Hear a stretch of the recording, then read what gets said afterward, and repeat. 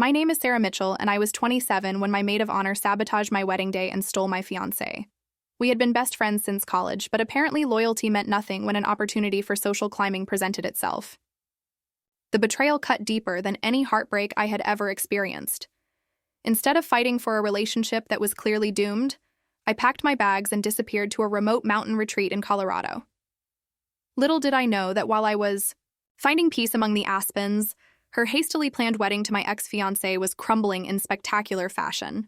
My phone, deliberately left in airplane mode, missed the frantic calls from mutual friends as the drama unfolded. If you are watching this from a place you once escaped to when life got messy, drop a comment below. Before I tell you how my so-called best friend destroyed my life, hit that like button and subscribe. Jessica Parker and I met during freshman orientation at Northwestern University. She was the scholarship student from a small town in Ohio, visibly overwhelmed by the prestigious campus and designer clothes surrounding her. I was a middle-class girl from Denver, not wealthy, but comfortable enough to navigate college without financial stress. When I found her crying in the library after someone made a cruel comment about her thrift store clothes, I sat down and offered my notes from economics class. That simple act of kindness sparked what would become a 7-year friendship that I thought was unbreakable. We became inseparable almost immediately. Jessica was brilliant, ambitious, and had this infectious laugh that could light up any room. She studied business with laser focus, determined to escape the financial struggles she had grown up with. I admired her drive while pursuing my degree in graphic design, content with a creative career that might not make me rich but would fulfill me personally. Our dorm room became the gathering place for our friend group. Jessica would analyze our classmates' social dynamics like she was studying for an exam, noting who had connections, whose parents owned companies, who might be useful networking contacts later. I found it amusing at the time, chalking it up to her practical nature and survival instincts from growing up with so little. During junior year, Jessica started dating Marcus, an economics major from a wealthy Connecticut family. I watched as subtle changes began appearing in her behavior. Her thrift store finds gradually gave way to designer pieces she claimed were investments. Her Midwestern accent softened as she adopted the polished speech patterns of our wealthier classmates. Even her laugh became more controlled, less spontaneous. When we graduated, Jessica landed a coveted position at a prestigious consulting firm in Chicago. I moved back to Denver to work at a small design agency, but we stayed close through constant texting and monthly visits. She would regale me with stories of corporate culture, expensive client dinners, and weekend trips to Martha's Vineyard with Marcus and his family. It was during one of these visits that Jessica met my boyfriend, David Thompson. I had been dating David for 8 months and was completely smitten. He was a software engineer with kind eyes and a dry sense of humor who made me laugh until my sides hurt. More importantly, he loved me exactly as I was, messy hair, paint-stained clothes, and all. The first time Jessica met David was at my birthday party. I noticed how her demeanor shifted when she learned about his startup company and the venture capital interest it was attracting. Suddenly, she was asking detailed questions about his business, complimenting his intelligence and finding excuses to touch his arm while laughing at his jokes. "Your friend is really something," David mentioned later as we cleaned up. "Smart as a whip. I can see why you two are so close." I felt a flutter of unease but dismissed it. Jessica had always been charming and sociable. It was one of the things I loved about her. Over the following months, Jessica's visits to Denver became more frequent. She would arrive for work conferences and extend her stays to spend time with David and me. I was thrilled to have my best friend nearby more often, especially as my relationship with David deepened into something serious. The three of us developed a comfortable dynamic. Jessica would join us for dinners, hiking trips, and movie nights. She seemed genuinely happy for our relationship, often commenting on how perfect we were together and joking about planning my future wedding. When David and I started talking seriously about marriage, Jessica was the first person I called. "I want you to be my maid of honor," I told her during one of our late-night phone conversations. "I can't imagine getting married without you standing beside me." "Of course," she squealed with what sounded like genuine excitement. "I already have so many ideas. This is going to be perfect." David proposed 6 months later during a camping trip to Rocky Mountain National Park. The ring was simple, but beautiful, chosen with careful consideration of my taste rather than as a display of wealth. As he knelt beside the alpine lake where we had shared our first "I love you," I felt like the luckiest woman alive. Jessica was one of the first people we called with the news. She flew out immediately to celebrate and threw herself into wedding planning with the intensity she brought to everything else. She researched venues, compiled vendor lists, and created detailed spreadsheets comparing options. Her enthusiasm was infectious, and I felt grateful to have such a dedicated friend helping navigate the overwhelming world of wedding planning. "We need to think about your image," Jessica said during one planning session, looking up from her laptop. "David's startup is gaining attention. This wedding will be attended by investors and industry people. Everything needs to reflect well on his professional reputation." I laughed, not taking her seriously. "Jess, it's our wedding, not a business conference. I just want to marry the man I love surrounded by people who care about us." Her expression tightened slightly. "Of course, but there's nothing wrong with being strategic. David's success affects your future too." Looking back, that should have been a red flag. But at the time, I attributed her concern to her business background and protective nature. I was touched that she cared so much about our future prospects. The guest list became a source of increasing tension. Jessica advocated for inviting David's professional contacts and their spouses, people I had met maybe once or twice. When I protested that I barely knew these people, she argued that their attendance could benefit David's career. "It's one day," she pressed, "but the connections made could impact the rest of your lives." Against my better judgment, I agreed to expand the guest list to include David's business associates. The venue costs increased accordingly, straining our budget, but Jessica assured me it would be worth it. As the wedding date approached, I noticed Jessica spending more time alone with David. She would arrive early for planning meetings to discuss business matters with him, or suggest they grab coffee to talk through vendor contracts while I was at work. When I mentioned feeling left out of these conversations, she laughed it off. "You hate dealing with business stuff anyway," she said dismissively. "David and I are just handling the boring details so you can focus on the fun parts." 2 months. Before the wedding, Jessica suggested a weekend getaway for just the three of us to finalize the last details. We rented a cabin in the mountains, and I was excited for a relaxing weekend with my 2 favorite people. The first evening went well. We reviewed the timeline, confirmed vendor details, and toasted our progress with wine by the fireplace. But something felt different. Jessica and David seemed to share inside jokes I wasn't part of, finishing each other's sentences in a way that made me feel like an outsider in my own wedding planning. The next morning, I woke up early and went for a walk around the lake to clear my head. When I returned to the cabin an hour later, I found Jessica and David in what appeared to be an intimate conversation on the couch, sitting closer than necessary with their heads bent together. They jumped apart when I entered, both looking guilty. "We were just discussing the final payment schedule," Jessica said quickly, but her cheeks were flushed and she couldn't meet my eyes. David cleared his throat awkwardly. "Right, boring money stuff." For the rest of the weekend, I felt like I was watching them through a different lens. The casual touches, the meaningful glances, the way they seemed to communicate without words. A sick feeling settled in my stomach, but I pushed it down. These were the 2 people I trusted most in the world. I had to be imagining things. 3 weeks before the wedding, Jessica called me at work, her voice tight with stress. "We have a problem," she said without preamble. "The caterer double-booked our date. They're offering a full refund, but we need to find a replacement immediately." I felt panic rise in my throat. "What do you mean double-booked? How does that happen?" "I don't know, but I've already started calling other caterers. Most are booked solid, but I found one company that has availability. They're more expensive, but they're available." The replacement caterer cost nearly double our original budget, money we simply didn't have. When I explained this to Jessica, she had a solution ready. David's investor contact, Richard Hamilton, owns several restaurants. I already reached out to him through David, and he's willing to help us out with a substantial discount. His company can cater the wedding for exactly what we had budgeted. It seemed too convenient, but I was desperate. Against the nagging voice in my head that said this felt orchestrated, I agreed to let David's business contact cater our wedding. The final red flag came 1 week before the ceremony. I stopped by Jessica's hotel room to drop off the final payment for the flowers and found the door slightly ajar. Voices drifted out, Jessica's and David's, speaking in low, urgent tones. "This has to stop," I heard David say. "The wedding is in a week. I can't keep doing this to Sarah."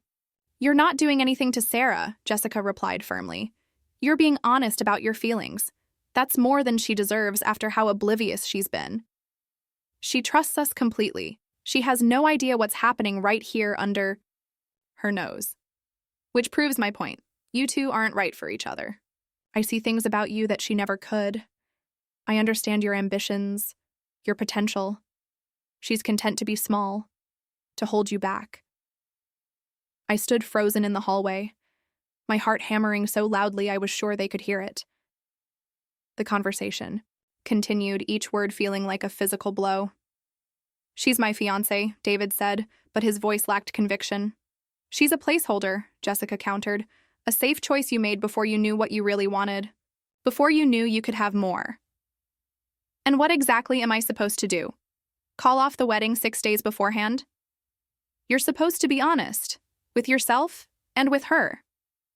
I backed away slowly, my hands shaking as I processed what I had heard. My maid of honor and my fiancé were having an affair. Not just physical, but emotional. Jessica had been systematically undermining our relationship while positioning herself as the better choice. That night, I lay awake staring at the ceiling while David slept peacefully beside me. Everything made sense now. The increased visits, the private conversations, the way Jessica had inserted herself into every aspect of our wedding planning. She hadn't been helping me plan my dream wedding. She had been planning her own audition to be David's wife. The next morning, I called in sick to work and drove to my sister Emma's house. As soon as she opened the door and saw my face, she knew something was catastrophically wrong. "What happened?" she asked, pulling me inside. Between sobs, I told her everything. The overheard conversation, the mounting suspicions, the sick realization that I had been betrayed by the two people I trusted most in the world. Emma was livid. That conniving witch has been planning this for months, and David? I never liked him anyway. Too smooth, too calculating. "What do I do?" I asked miserably. "The wedding is in 5 days. We've spent thousands of dollars. All our friends and family are coming." "You cancel it," Emma said firmly. "You don't marry someone who's been cheating on you with your maid of honor." "But what if I'm wrong? What if I misunderstood?"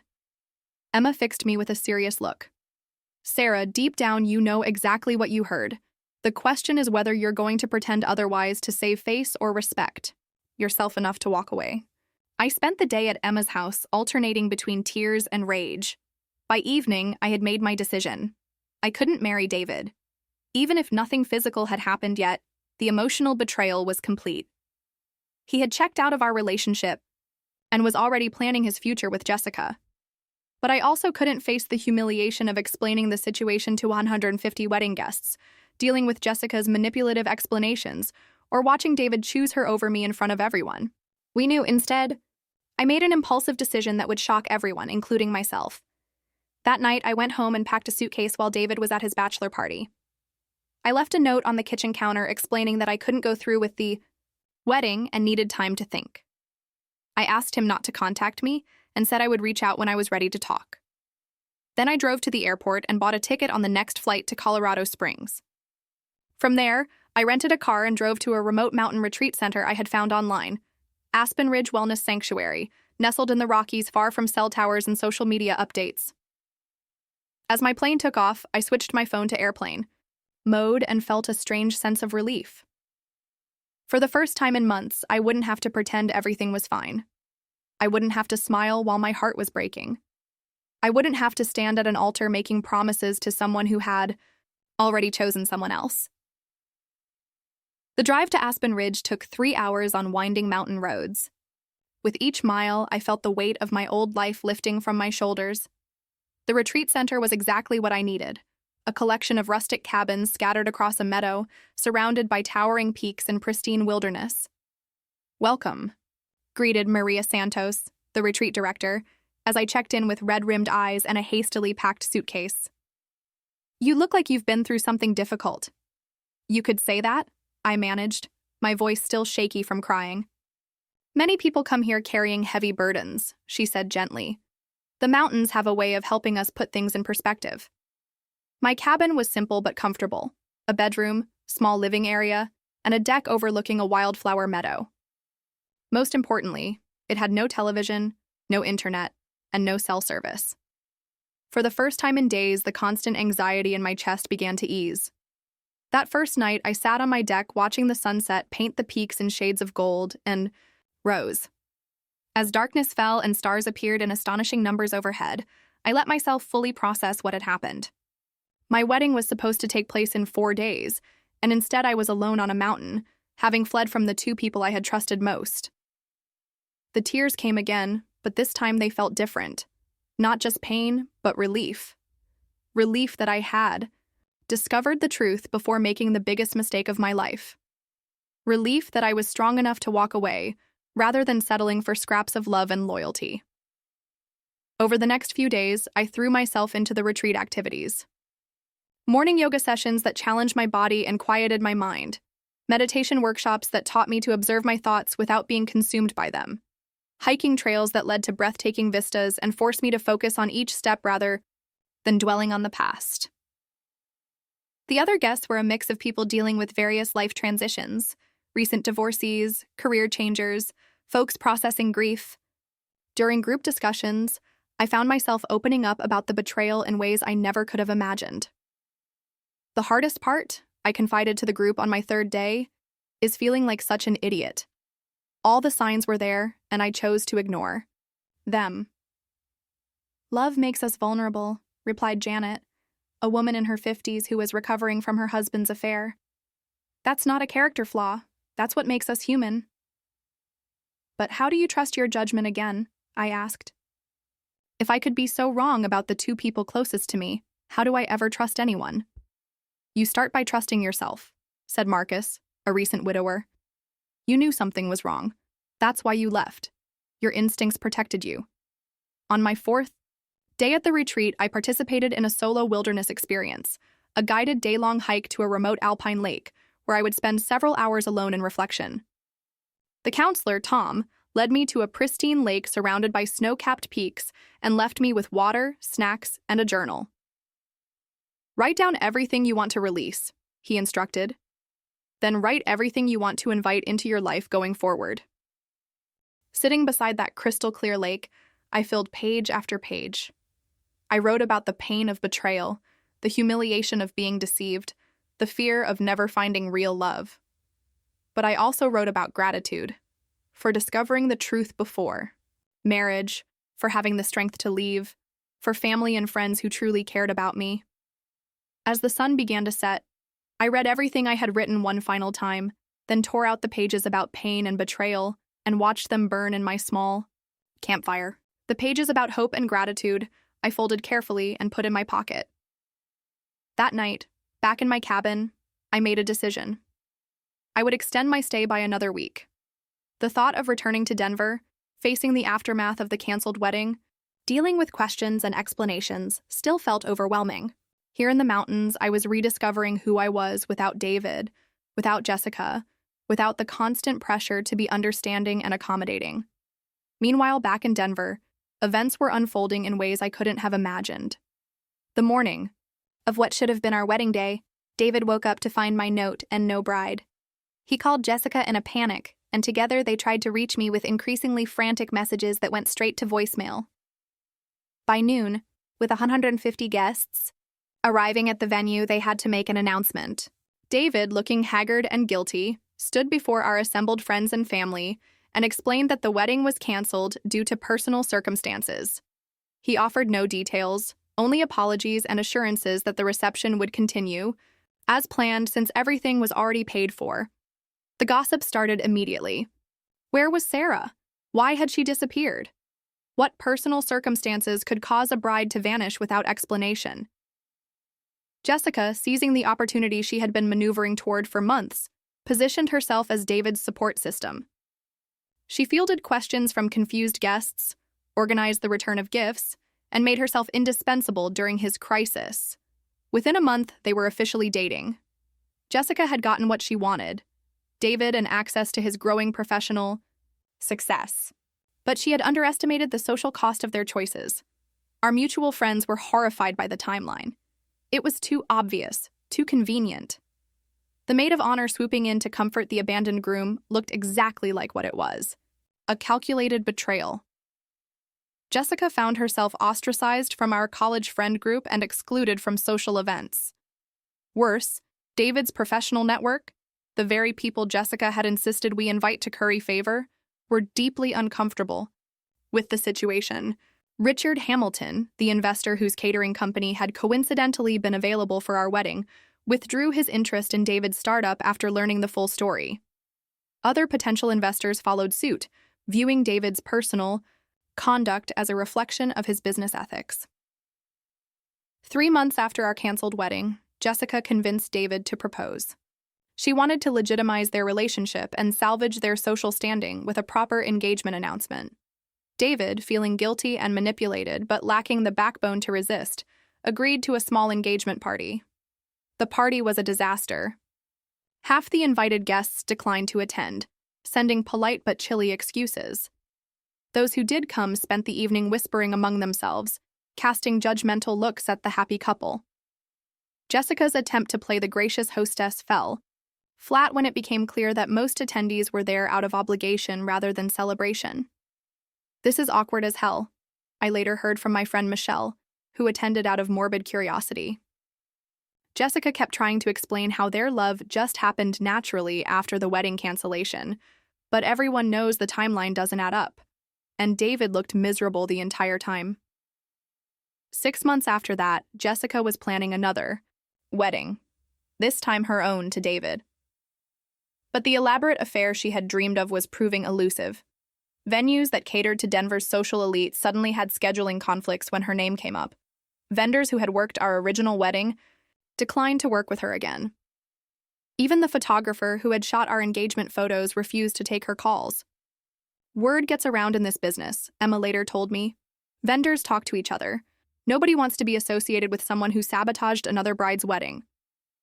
Jessica was forced to settle for a smaller, less prestigious venue and vendors who were either new to the business or unaware of the backstory. The guest list, which had originally mirrored the ambitious scale she had advocated for our canceled wedding, shrank to immediate family and a handful of acquaintances who either didn't know the full story or didn't care.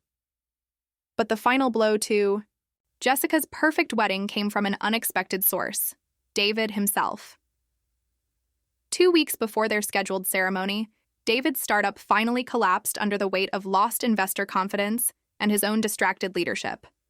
The stress of running a failing business while planning a wedding to a woman he had ambivalent feelings about proved too much.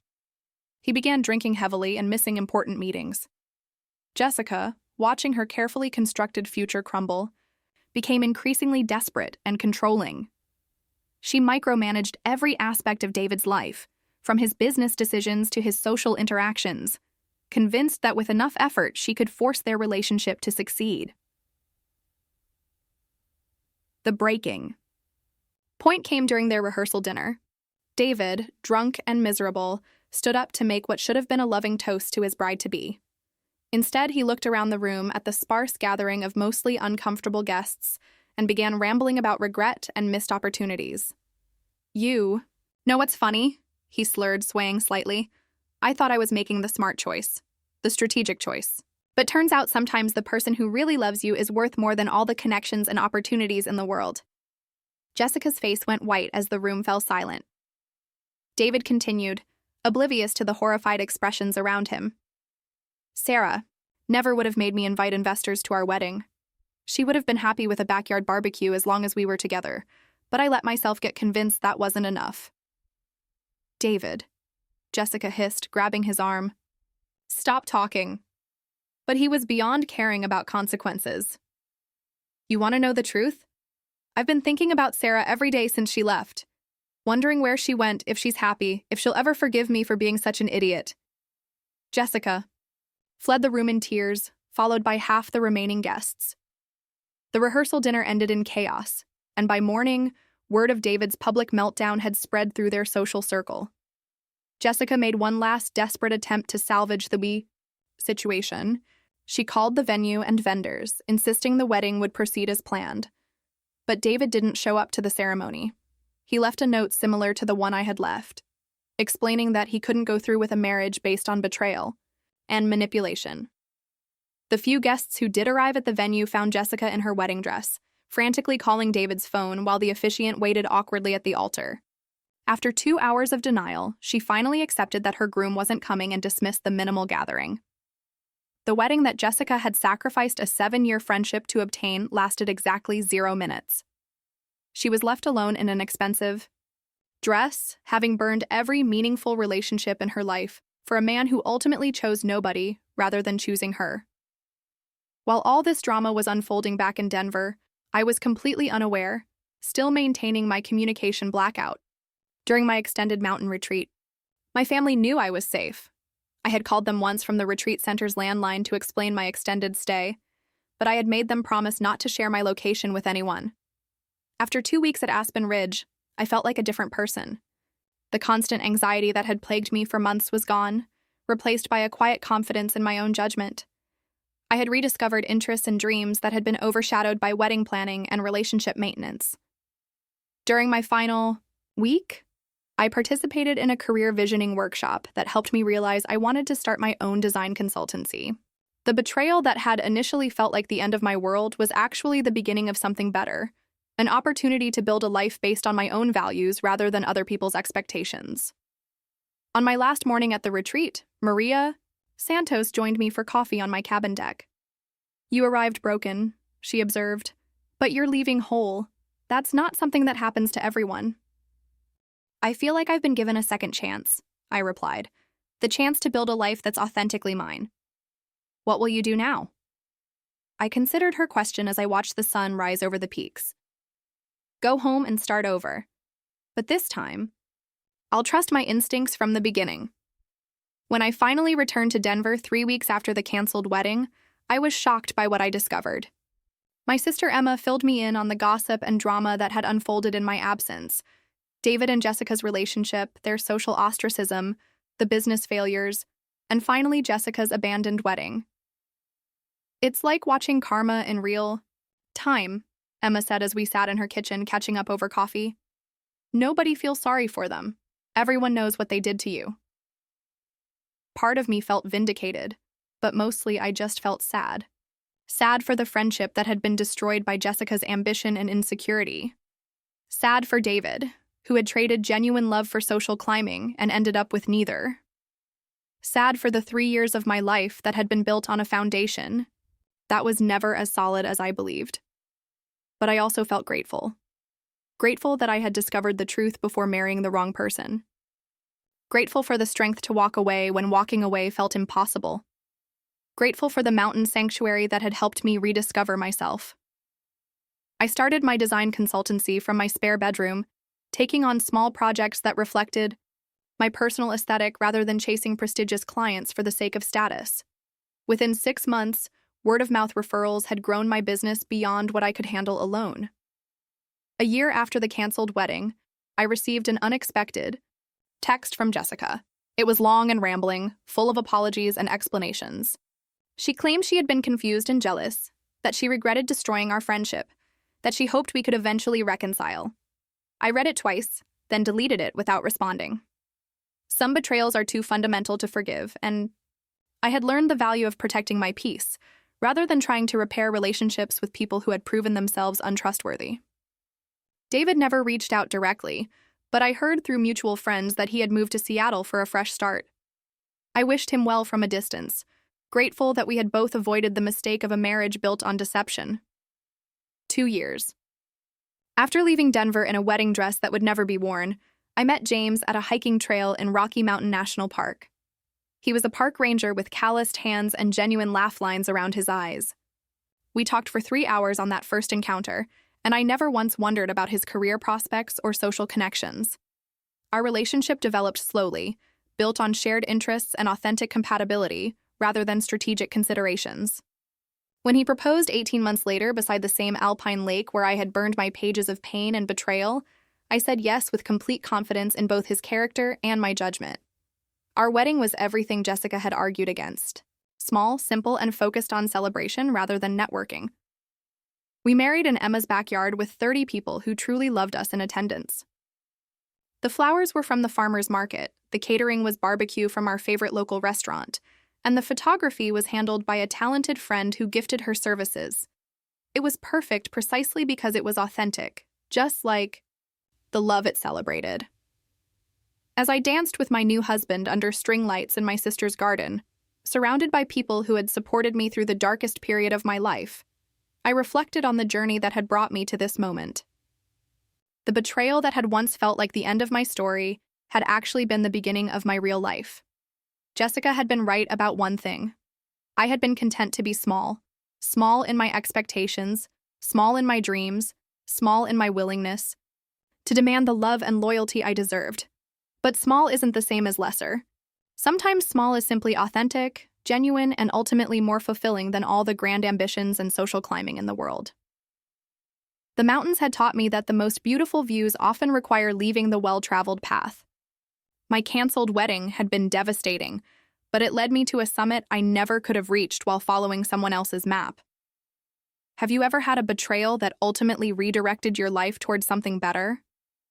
Or made a decision to trust your instincts even when everyone around you seemed to think differently? Share your story in the comments below. If this resonated with you, please hit that like button and subscribe for more stories about finding strength through life's unexpected challenges.